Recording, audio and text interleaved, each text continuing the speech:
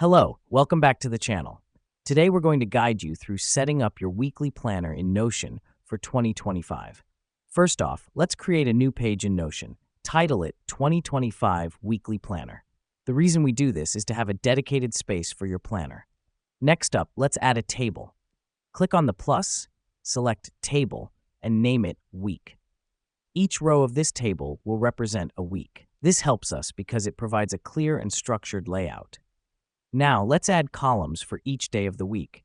Click on the plus Add a Property button, then type Monday, Tuesday, and so forth until Sunday.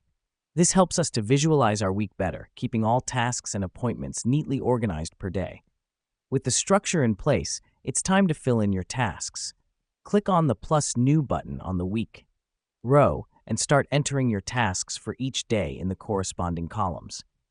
The reason we do this is to input all tasks and activities you have planned for the week ahead. Let me explain why this matters.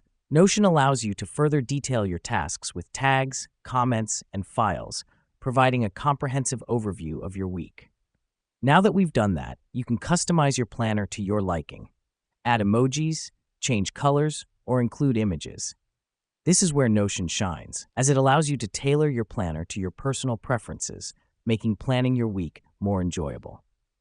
In conclusion, setting up a weekly planner in Notion for 2025 is all about creating a new table, adding columns for each day, filling in your tasks, and then personalizing it. With this guide, you're now ready to plan out your entire year in advance, ensuring you stay organized and on top of your game. Thanks for tuning in, and happy planning.